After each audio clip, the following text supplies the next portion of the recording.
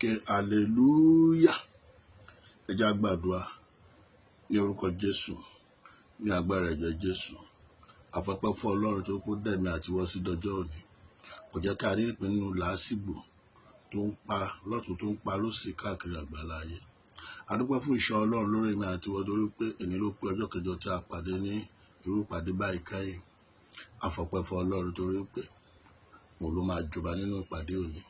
Bàbá ẹgbọ́pẹ́ bá gbà yín wá.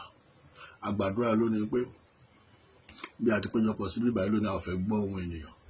Ohùn èèyàn Ọlọ́run la fẹ́ gbọ́. Ẹ wá bá wa sọ̀rọ̀. Ẹ wá mí sí wa. Ẹ wá fún wa létí ìgbọ́. Ẹ fún wa lọ́kàn ìṣe. Lópin gbogbo kí ọpẹ́ àti ìyìn kó lè jẹ́ ti yín ní orúkọ Jésù. Òun ni a gbàdúrà. Báyìí a fọpẹ́ fún Ọlọ́run torí pé òun ló dá ẹ̀mí wa sí dọjọ́ òní. Bákan náà à ń fọpẹ́ fún àwọn bàbá nínú Olúwa lórí òkè, the general superintendent, torí pé àwọn ló fún wa láì láti tẹ̀síwájú nínú ẹ̀kọ́ tí à ń kọ́ yìí. A tún fọpẹ́ fún àwọn bàbá ní Èkó yìí, ẹni tó jẹ́ pé òun ni alákòóso gbogbo ìjọ tó wà lẹ́kọ̀ọ́ pátápátá, the Lagos State superintendent. Then a fọpẹ́ fún gbogbo àwọn olùṣọ́ àgùntàn, àwọn ajíhìnrere àti àwọn tí ó ṣiṣẹ́ fún Ọlọ́run torí pé àwọn náà jẹ́ kí iṣẹ́ Ọlọ́run kó mẹ́ẹ̀ ní orí òkè yìí. A fọpẹ́ fún ẹ̀yin náà tí ẹ fi àkókò yín sílẹ̀, àkókò tó lágbára, tó ṣe pàtàkì kókó sí ayé yín. Tẹ́ni tọ́lọ́run lẹ fẹ́ gbọ́ ní àkókò yìí. A fọpẹ́ fún yín. À ń tẹ̀síwájú pẹ̀lú ẹ̀kọ́ tí a ti ń kọ́ ẹ̀kọ́ Bíbélì wa. Ní láàárín ọ̀sẹ̀ 5 sí ọ̀sẹ̀ díẹ̀ sí, a máa kẹ́kọ̀ọ́ lórí ìwé tí a ń pè ní ìwé Joshua. Ṣùgbọ́n ìlànà tí a máa lò máa yàtọ̀ ní sáà yìí torí pé ẹ̀kọ́ yìí a pín sí ìsọ̀rí 5. Nígbà tí ìsọ̀rí àkọ́kọ́ tó ń jẹ́ ìpè tí ó tóbi jùlọ tí a pè wá, the Great Commission. Tí a bá wo ìwé Joshua chapter 1 to 5, a rí pé ó níbi ṣe pẹ̀lú ìpè tí a pè Joshua àti bí Joshua náà tún ṣe pè àwọn ọmọ Israẹli. Bákan náà irú ìpè ló wà lórí mi àti ìwọ. Gbogbo ènìyàn pátápátá ni a pè. A ò yọ ẹnìkanìkẹ́ni sílẹ̀. Ìsọ̀rí kejì òun náà ni ẹ̀ṣẹ̀ rẹ yóò wá ọ rí. Kò sí bí ènìyàn ṣe lè sọ wípé òun mọ̀ dẹ́ṣẹ̀ tó àbí òun lè sápamọ́ tó, ọjọ́ kan ẹ̀ṣẹ̀ rẹ̀ la wá rí. Ìwé Joshua orí 6 sí orí 7 wọ́n sọ̀rọ̀ nípa ẹnìkan tó dẹ́ṣẹ̀ ní ìkọ̀kọ̀ tí Ọlọ́run sì tú àṣírí rẹ̀ síta nípa ẹ̀ṣẹ̀ rẹ̀ wá rí. Ìsọ̀rí 3 ó níbi ṣe pẹ̀lú bí Ọlọ́run bá wà fún wa. Bí Ọlọ́run bá wà fún wa, èrè ńlá ni. Kò sẹ́nikẹ́ni tí Ọlọ́run wà fún tí ọwọ́ ayé lè ká. Bó lè jẹ́ pé ayé tí a wà yìí ó wà nínú ògùn birimubirimu, àwọn ìkà sì pọ̀ nínú rẹ̀. Ṣùgbọ́n ẹnikẹ́ni tí Ọlọ́run bá wà nípa tirẹ̀, òun ni yóò borí. If God be for us, who can be against us? A bá wo ìwé Joshua yẹn bákan náà, chapter 8 to 13, ó jẹ́ kó yé wa bí àwọn ọmọ Israẹli ṣe borí gbogbo àwọn ọ̀tá wọn torí pé Ọlọ́run wà pẹ̀lú wọn. Ìsọ̀rí kẹrin tí a máa gbé yẹ̀wò nínú ẹ̀kọ́ yìí, òun náà ni àwọn ìpèsè tí a rí gbà fún iṣẹ́ ìránṣẹ́ wa láti lè ṣe ní àṣìlá. Ẹ má gbàgbé, iṣẹ́ ìránṣẹ́ kò sí fún àwọn tí a ta òróró sórí rẹ̀ nìkan. Òróró tí a ta sí àwọn nǹkan lórí láti lè fi wọ́n sí ipò nínú ìjọ Ọlọ́run ni. Ṣùgbọ́n gbogbo ènìyàn pátápátá ni a pè. Gbogbo apátápátá ni a pè. Èmi àti ìwọ, ọmọdé àti àgbà, lọ́kùnrin lóbìnrin, gbogbo apátápátá òun ni a pè. A sọ̀rọ̀ nípa provision for ministerial assignment. A bá wo ìwé Joshua chapter 14 to 22. Ó sọ̀rọ̀ nípa bí a ṣe fún àwọn ọmọ Israẹli ní ẹ̀bùn ilẹ̀ wọn kọ̀ọ̀kan láti lè máa tẹ̀síwájú láti lè máa sin Ọlọ́run. Wíwà ní ilẹ̀ tí a fi wọ́n sí kì í ṣe láti bọ òrìṣà, ṣùgbọ́n láti lè máa fi agbára Ọlọ́run hàn sí àwọn tí ó wà káàkiri àgbáláyé. Ìsọ̀rí 5 òun náà ni òdodo Ọlọ́run. Olódodo lọ́lọ́run. Ọlọ́run tí a ń sìn kò yí padà, ṣùgbọ́n àwa ènìyàn ni a yí padà. Tó bá yẹ pé a lè ṣe bí Ọlọ́run ṣe fẹ́ ni, a rí pé gbogbo tọ́lọ́run sọ pátápátá ìlérí rẹ̀ pátápátá ló máa mú wá sí ìmúṣẹ ní ayé mi àti ìwọ.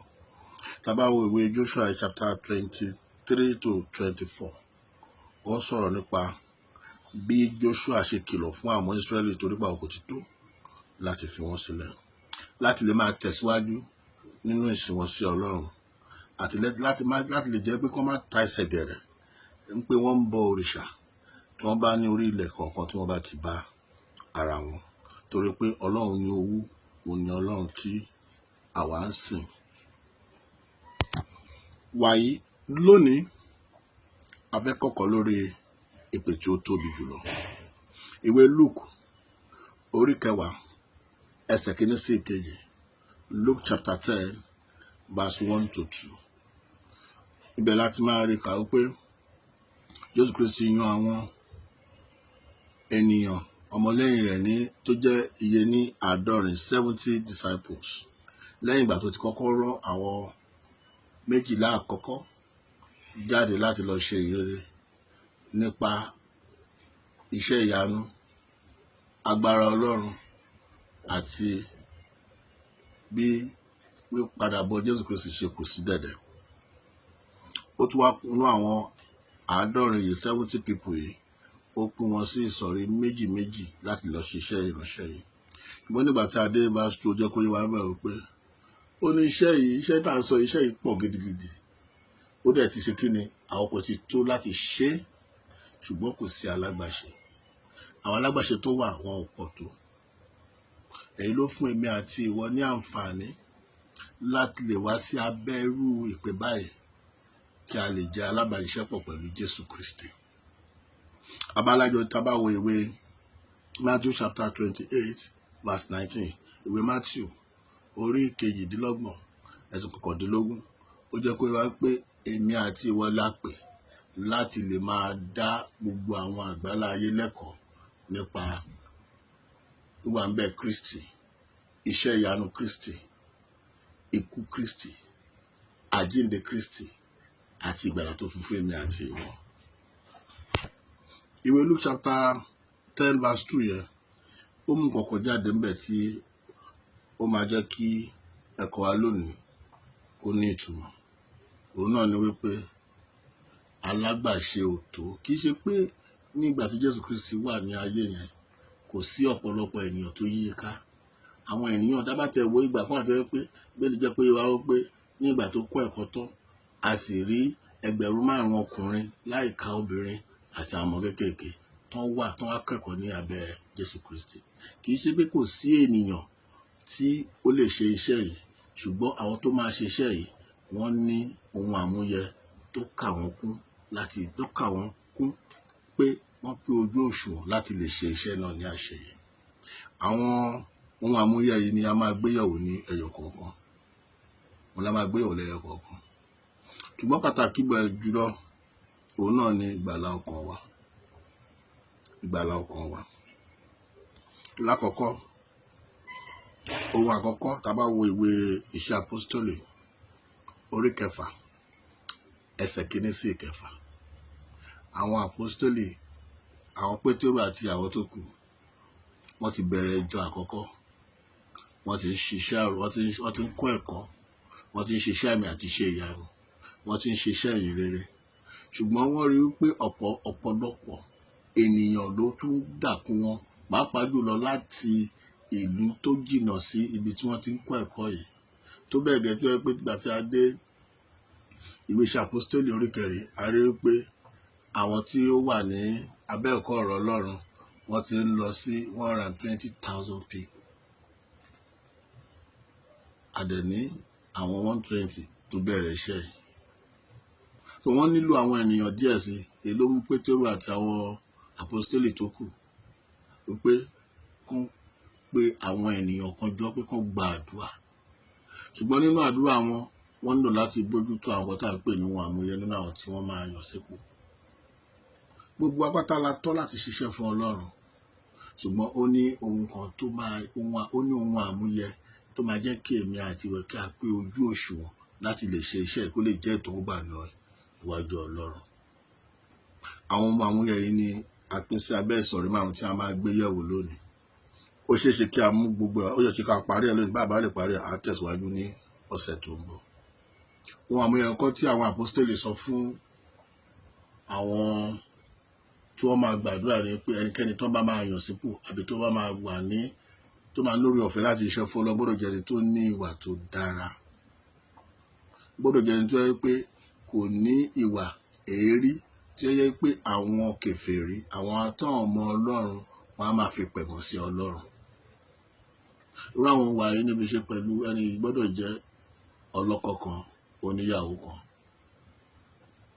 Ó gbọ́dọ̀ jẹ́ ẹni tí ó ní ìkáwọ́ lórí ilé rẹ̀, lórí ọmọ àti lórí aya. Ó dẹ̀ gbọ́dọ̀ jẹ́ aya tó yẹ pé ó bọ̀wọ̀ fún ọkọ rẹ̀. Tó bá jẹ́ ẹni tó ti fẹ́yàwó ni ó gbọ́dọ̀ jẹ́ ẹni tó yẹ kì í ṣe ẹni tó mutí, kì í ṣe ẹni tí sọ̀rọ̀ ẹni lẹ́yìn, kì í ṣe ẹni tí ń parọ́, kì í ṣe ẹni tí ó ń yan ọmọnìkejì jẹ, tó fọgbọ́n ẹ̀rù gbáwó lọ́wọ́ ènìyàn, kì í ṣe olójú kòkòrò ènìyàn. Àwọn èyí ní fi ṣe pẹ̀lú ìwà. Ìkejì tó ń bí tí wí ohun kejì èyí tí a máa ṣe atótónu púpọ̀ lórí rẹ̀ òun náà ni ẹni tó máa ṣiṣẹ́ yìí nílò agbára àti àṣẹ.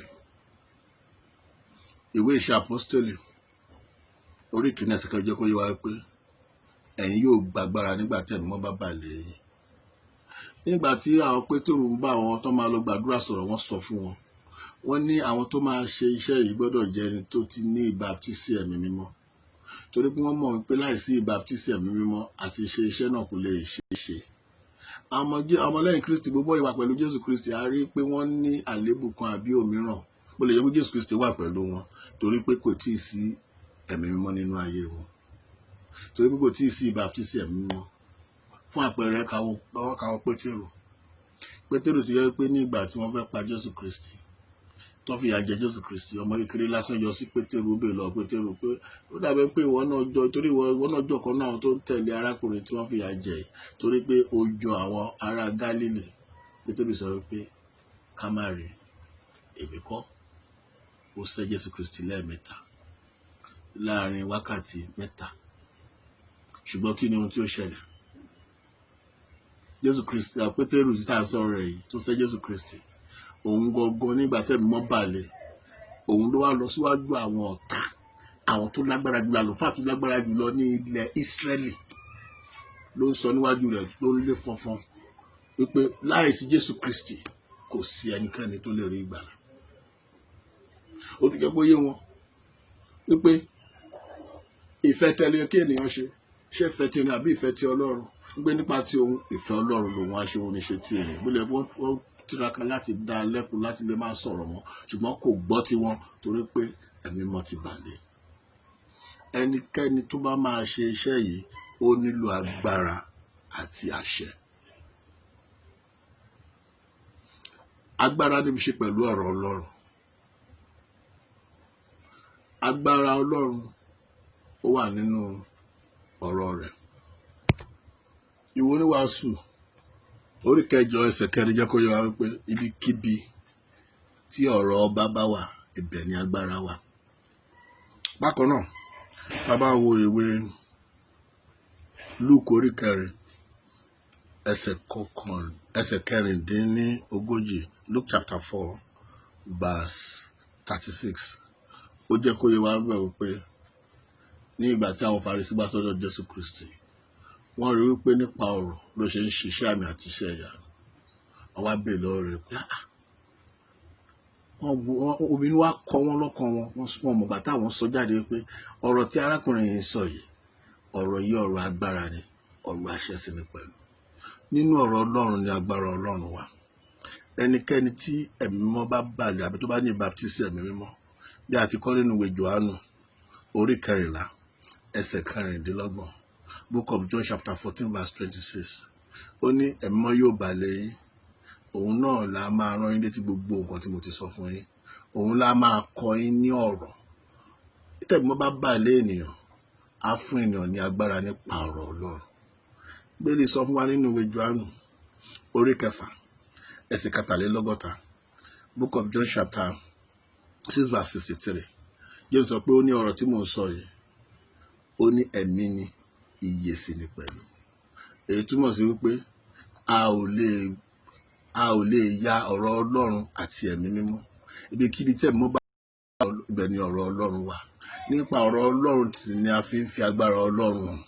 Ẹnikẹ́ni tó bá máa bá Ọlọ́run rìn, tó bá máa ṣiṣẹ́ fún Ọlọ́run, gbọ́dọ̀ jẹ́ni tó ní agbára àti àṣẹ. Tabalájọ tí ìwé Jóṣúà orí 1 ẹsẹ̀ 8, Ọlọ́run gba Jóṣúà ní ìyànjú.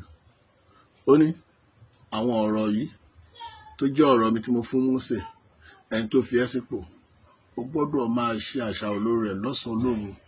Kò gbọ́dọ̀ kúrò lọ́kàn àyà rẹ̀, kí ìwọ kó o bá lè ní ìṣerere tó pé ojú wọn.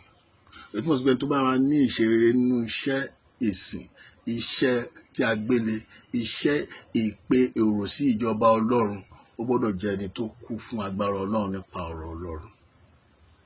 Ọ̀rọ̀ Ọlọ́run ṣe pàtàkì gidigidi. Ìwé orí Dáfídì orí 138 verse 3, Psalm 138 verse 3, ó jẹ́ kó yá bẹ̀rẹ̀ pé Ọlọ́run sọ fún ara rẹ̀ pé òun gbé ọ̀rọ̀ òun ga ju orúkọ òun lọ. Níbikíbi tí ọ̀rọ̀ Ọlọ́run bá wà, agbára àti àṣẹ máa ń wà níbẹ̀. Tí a bá tẹ̀síwájú náà, tí a bá tún wo dáadáa, ní ìgbà tí Paul ń bá àwọn ará Fílípì sọ̀rọ̀, ó jẹ́ kó yé wọn wípé ọ̀rọ̀ Ọlọ́run kò yàtọ̀ sí orúkọ Ọlọ́run, torí pé Jésù Kristi òun la fún ní orúkọ tó ju gbogbo orúkọ lọ, pé ní orúkọ Jésù, èyí tó ní fi ṣe pẹ̀lú àṣẹ Ọlọ́run. Ẹnikẹ́ni tó bá ní agbára ọ̀rọ̀ tí ò fi àṣẹ orúkọ rẹ̀ tí, ènìyàn ò tí ì ṣetán láti ṣiṣẹ́ fún Ọlọ́run. Ṣùgbọ́n méjèèjì tá à ń sọ yìí, ó ní fi ṣe pẹ̀lú ìbáptísì ẹ̀mí mímọ́.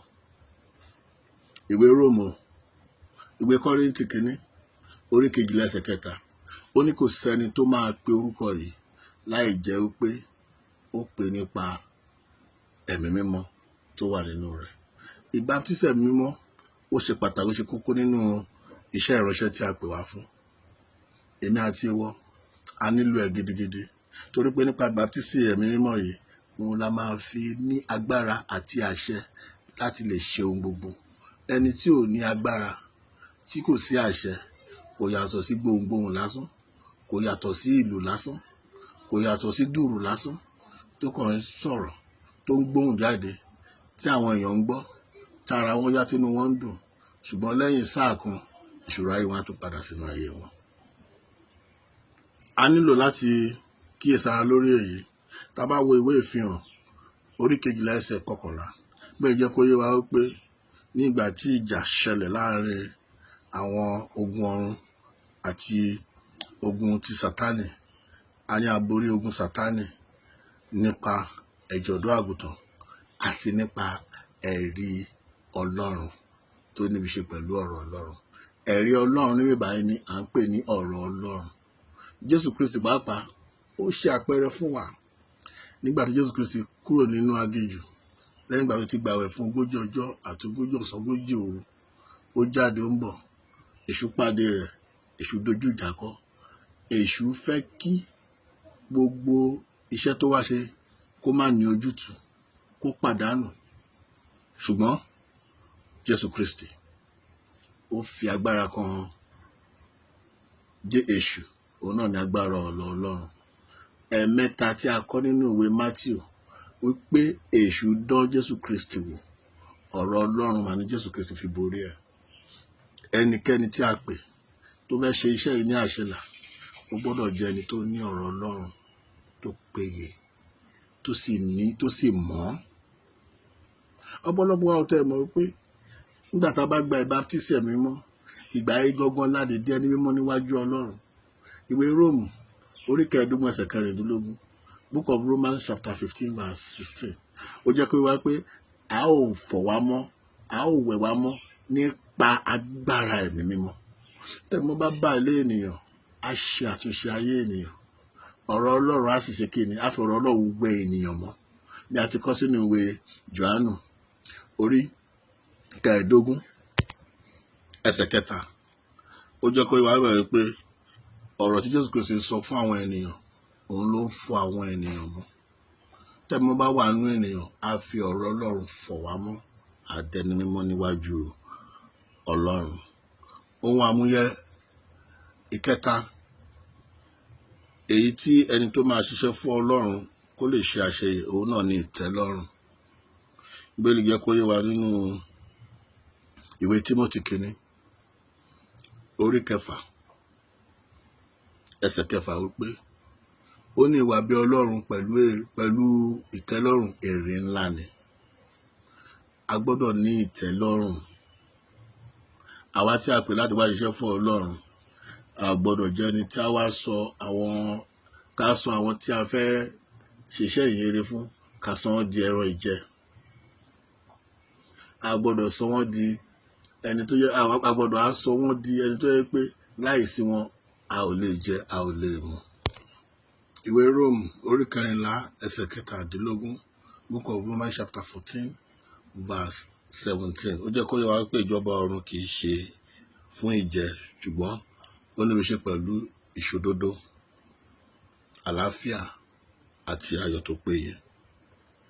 Èmi àti ìwọ a ò gbọ́dọ̀ gẹ́gẹ́ bí ẹni tí a pè a ò gbọ́dọ̀ fi ìfẹ́kúfẹ̀ẹ́ ohun tí ayé yìí kí a fi bà ìjọba ọ̀run wa jẹ́ àbí ká wá sọ adẹni tó yẹ pé ayé á máa pẹ̀gàn sí ọ̀rọ̀ Ọlọ́run nítorí tiwa. Tá bá wo ìwé Matthew chapter 10 verse 9 to 13 Book of Matthew chapter 10 verse 9 to 13 ó jẹ́ kó yé wa bẹ̀rẹ̀ pé nígbà tí Jésù Kristi rán àwọn wọ̀nyí jáde ó sọ fún wọn pé wọn gbọ́dọ̀ mú ohunkóhun dání torí pé kọ́n bá di wípé wọ́n mú nǹkan tí ò ṣe tiwọn wọ́n bẹ̀rẹ̀ sí ní tọ́jú rẹ̀ sínú aṣọ. Ó ní wọn gbọ́dọ̀ mú ju bàtà kan lọ wípé ibikíbi tí wọ́n bá dẹ̀ ti lọ tí wọ́n bá ti gbà wọ́n kí wọ́n ṣe iṣẹ́ ìrere ṣùgbọ́n ibikíbi tí wọ́n bá ti gbà wọ́n kán tẹ̀síwájú kán má fagídí mú ènìyàn láti sin Ọlọ́run àbí kán má torí pé ohun tí wọ́n fẹ́ jẹ ohun tí wọ́n fẹ́ mu bí wọ́n dọ̀dọ̀ olówó wọ́n á rí pé ààyè wà ń bẹ ìgbádùn wà kán wá bẹ̀rẹ̀ sí ní máa yí ọ̀rọ̀ padà pé kán bẹ̀rẹ̀ sí ní máa yí ọ̀rọ̀ padà kán máa sọ ọ̀rọ̀ tó kún fún àdùn. A lè fẹ́ ìwé ohun tó ṣẹlẹ̀ nínú ìwé Joshua orí 2 ẹsẹ̀ 5 sí 19 yẹn that's Joshua chapter 2 verse 5 to 19.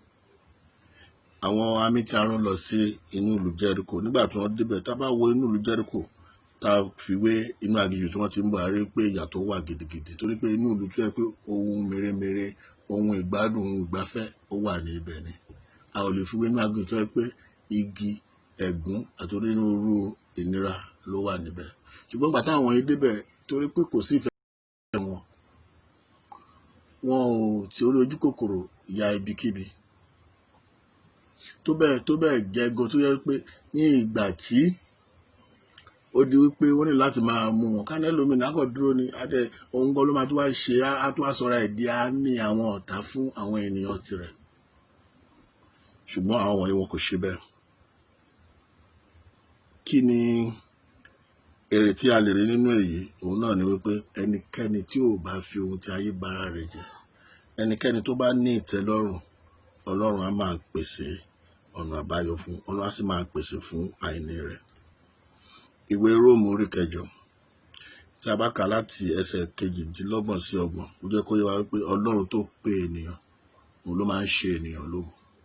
Ẹ bá wà àwọn àmì méjèèjì nígbà tí wàhálà dé tí làásìgbò dé ẹni tí wọn kò mọ̀ rí lọ́lọ́run gbé dìde tí a pè ní arábìnrin Réhábù òun ló wá fi wọ́n pamọ́ ló tọ́jú wọn ló jẹ́ kí ikú pa wọ́n ṣùgbọ́n ká ní wọ́n ti torí ìjẹkújẹ ni wọ́n ti dalẹ̀ àwọn ènìyàn wọ́n ti ṣe ohun tí ò yẹ kán ṣe ó ṣeéṣe pé ọba Jẹ́ríkò á ti fi wọ́n ṣe ìjẹ tó bá dẹ̀ ti pa wọ́n wọ̀nyí ó máa le fún àwọn tó kù wọn láti lè wọlé.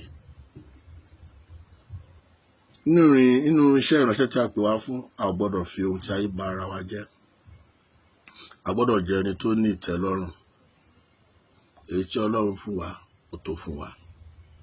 Torí pé nínú ìtẹ́lọ́rùn yìí òun náà ni ìbùkún Ọlọ́run ti ń farahàn. Ìpè tí Ọlọ́run pè wá kò pè wá fún ìyà, ṣùgbọ́n àìlè ní sùúrù ọ̀pọ̀lọpọ̀ wa ló fà tó yẹ pé àwa wí asán ó máa ń jáde láti ẹnu wa. Ọ̀pọ̀lọpọ̀ gan ló yẹ pé wọ́n wá sọ̀rọ̀ ọmọ èèyàn tó yẹ pé mo ti ṣe ìgbà níyọ̀mú tó gbà tó bá dé wá sọ pásítọ̀ àgbẹ̀ ọ̀rọ̀ ìrìnàjò kìrìsìtẹ́nì yìí kò yá wọn o.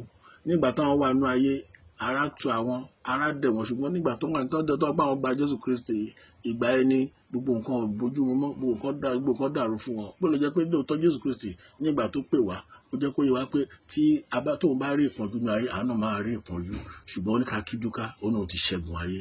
Nínú ìṣẹ́gun yẹn gan ló yẹ kí ìgbàgbọ́ èmi àti ìwọ wà. Tí bàbá wà ní ìṣẹ́gun tí Jésù Kristi fún èmi àti ìwọ, a ò ní jẹ́ alábàápín nínú ìyà ti ayé yìí. Kò sẹ́nikẹ́ni tí Ọlọ́run pè tó ṣiṣẹ́ fún Ọlọ́run lójúlówó tí Ọlọ́run ò ní ṣe lógo. Ire Ọlọ́run, èrè ìtẹ́lọ́rùn ó wà fún gbogbo ẹni tí Ọlọ́run pè. Ṣùgbọ́n àìní sùúrù àti àwọn ẹ̀ṣẹ̀ kọ̀ọ̀kan òun ló fà tó yẹ pé èmi àti ìwọ adẹni tó yẹ pé àwọn ènìyàn torí tí wàá ń pẹ̀gàn sí ìfẹ́ Ọlọ́run. Ọlọ́run tó ó fẹ́ wa gidi gan. Ìfẹ́ Ọlọ́run ibi tí ìfẹ́ Ọlọ́run pọ̀ dé tó ní agbára dé kò dá èmi àti ìwọ fún ìyà, kò sì pè wá fún iṣẹ́ ìránṣẹ́ tó ní fi ṣe pẹ̀lú ìyà. Nígbà tí Jésù Kristi rán àwọn tí a ń sọ yìí, ó ní tó bá débẹ̀ pé tó bá ti gbà wọ́n wọlé kán jẹ kán mu wọ́n sì ṣàdúrà fún wọn. Èyí túmọ̀ sí wípé Jésù Kristi gan tún fi ààyè ìgbádùn sílẹ̀ nínú iṣẹ́ ìpè tí a pè wá. Olúwa yóò ràn wá lọ́wọ́. Ohun àmúyẹ ìkẹrin òun náà ni ìgbàlà nípa oore ọ̀fẹ́. Ìgbàlà tí a ń sọ yìí òun ni ìgbàlà ọkàn èmi àti ìwọ. Ìwàsáyé Jésù Kristi òun náà ni láti wá gbà á là kúrò nínú òkùnkùn, láti wá gbà á kúrò lọ́wọ́ ìyà tí Sátánì fi ń jẹ àwọn tí wọn ò gbọ́rọ̀ sí Ọlọ́run lẹ́nu. Ìgbàlà tí a ń sọ yìí òun náà ni láti lè ní àǹfààní láti lè bá Ọlọ́run jọba àti láti lè wọnú ìjọba Ọlọ́run láti wà níbẹ̀ títí ayérayé. Ẹ̀bùn ńlá ni èyí. Kọ̀tàyé ń pè ní ẹ̀bùn oore ọ̀fẹ́ ni wípé ó wà àánú láti ṣe iṣẹ́ kankan fún. Tó bẹ́ẹ̀ jẹ́ kó yé wa ní ìgbà nínú ìwé Róòmù orí 5 ẹsẹ̀ 8. Ó nígbà tí àwa jẹ́ ẹlẹ́ṣẹ̀, Jésù kú fún wa, ó sì ní ìfẹ́ wa. Nígbà tí àwa jẹ́ ẹlẹ́ṣẹ̀, Ọlọ́run ní ìfẹ́ wa, ó rán ọmọ rẹ̀ kan ṣoṣo kó wá kú fún wa káwa bá lè bọ́ nínú ẹ̀bi ẹ̀ṣẹ̀. Ìgbàlà tá à ń sọ yìí ó ní fi ṣe pẹ̀lú kí ènìyàn bọ́ kúrò nínú ẹ̀bi ẹ̀ṣẹ̀. Ẹnikẹ́ni tó bá máa ṣe iṣẹ́ fún Ọlọ́run gbọ́dọ̀ jẹ́ ẹni tí a ti rà padà, ẹni tó ti ní ìgbàlà. Nítorí nǹkan tí ènìyàn ò bá ní kò lè fún ènìyàn. Ẹni tí ò ní aṣọ òfì, tí wọ́n bá béèrè aṣọ òfì lọ́wọ́ kò lè rí mú jáde tí ó bá fẹ́ kó lọ jalè. Ó wá ṣe ní láàánú pé ìgbàlà ò ṣeé jí. Ìṣẹ̀lẹ̀ kan ṣẹlẹ̀ nínú ìwé Iṣẹ́ Àpọ́stélì orí 9. Arákùnrin ayé táwọn ń pè ní Símónì onídán. Ó rò pé òun lè ra ìgbàlà ni, ṣùgbọ́n Pétérù jẹ́ kó yé wípé òun àti owó rẹ̀ inú ìparun lọ́nà àyàfi tó bá ronú pìwàdà. Ìgbàlà ọkàn mi àti wọ́n ṣe pàtàkì, ó ṣe kókó sí Ọlọ́run. Èyí ló fàtà Amẹ́ríkà nínú ìwé Títù orí 2 ẹsẹ̀ 11, Book of Titus chapter 2 verse 11, wípé iṣẹ́ ìgbàlà wa Jésù Kristi ti ṣe, à ń lò láti ṣe iṣẹ́ kọ̀ọ̀kan fún. Oore ọ̀fẹ́ ni. Oore ọ̀fẹ́ ni. À ń lò láti tiraka láti ṣe èyí torí pé iṣẹ́ tí Ọlọ́run ti parí ni. Ẹni tó bá dẹ̀ ní ìgbàlà, Jésù Kristi fi wé ẹni yẹn dàbí fìtílà tó ń tan ìmọ́lẹ̀. Ẹnikẹ́ni tó bá dẹ̀ ń tan ìmọ́lẹ̀ kò lè tan ìmọ́lẹ̀ fún ara rẹ̀ nìkan, àyàfi fún àyíká rẹ̀. Á tọ̀ fún ara rẹ̀, á sì tún tọ̀ fún àyíká rẹ̀ pẹ̀lú. Ìmọ́lẹ̀ Ọlọ́run, ìgbàlà Ọlọ́run, a ò lè yà wọ́n rárá. Níbi tá a bá ti ń sọ̀rọ̀ gbàlà, a máa sọ̀rọ̀ ìmọ́lẹ̀. Níbi tá a bá ti ń sọ̀rọ̀ ìmọ́lẹ̀, a máa sọ̀rọ̀ ìgbàlà. Tí ìmọ́lẹ̀ ọba sún fún ẹni tó ní ìmọ́lẹ̀ nìkan tó yẹ pé ó wà fún àwọn tó bá tún yí ká, túmọ̀ sí pé ìgbàlà ó wà fún gbogbo àwọn tó bá yí wa ká. Iṣẹ́ tí a gbé lé wa lọ́wọ́ rẹ̀, àwa ti dán wò, a ti rí wípé rere ni Olúwa. Ló wá dé tá ò ní jẹ́ kí àwọn ènìyàn tó wà láyìíká àti àyídà wa kọjá ní oore ọ̀fẹ́ adùn yìí. Ìgbàlà ohun tí ó dùn gidigidi ni. Ohun tí ó dùn gidigidi ni. Tá bá lọ ohun tó ṣẹlẹ̀ nínú ìwé Joshua chapter 3, a rí pé àwọn wọ̀nyí wọ́n ti wà nínú aginjù. Aginjù yà lè fi wé òkùnkùn bérémù.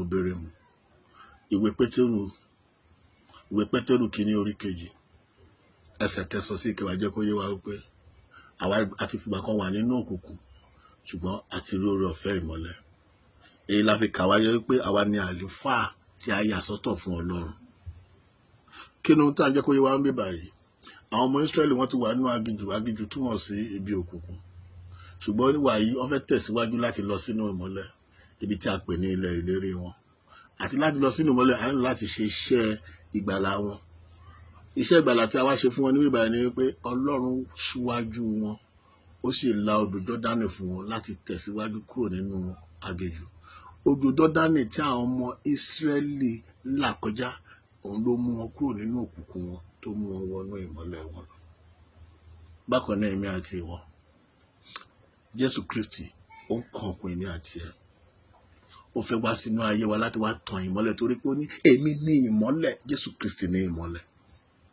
Ibikíbi tó bá jẹ́ wọ̀, ó máa ń tàn jáde ni. Ó máa tàn jáde ni. Tó bẹ́ẹ̀ gẹ́ tó yẹ pé ẹni tó bá wà nínú rẹ̀, ìmọ́lẹ̀ yẹn á tàn káàkiri. Àwọn tó yí ká máa wá sínú ìmọ́lẹ̀ yẹn. Ìwé Mátíù orí 5 ẹsẹ̀ 14 sí 15. Ó jẹ́ kó yé wa wípé, that's Matthew chapter 5 verse 14 to 16. Wípé àwa ni ìmọ́lẹ̀ ayé. Àdẹ̀gbọ́dọ̀ tàn kí àwọn ènìyàn lè wá sínú ìmọ́lẹ̀ wa. Wọ́n lè wá jẹ oore ọ̀fẹ́ àti ayọ̀ tó wà nínú ìgbàlà Kristi. Ibi tí a máa bá ẹ̀kọ́ ìdè lónìí nìyí. Tí ó bá di ọ̀sẹ̀ tó ń bọ̀, a ó tẹ̀síwájú pẹ̀lú àwọn ohun àmúyẹ tí ó kù tí a fi kà wá yẹ fún ìpè tí a pè wá láti ṣiṣẹ́ ìrere fún Jésù Kristi. Olúwa ràn wá lọ́wọ́. Tẹnikẹ́ni bá ní ìbéèrè, àkókò láti béèrè ìbéèrè wa.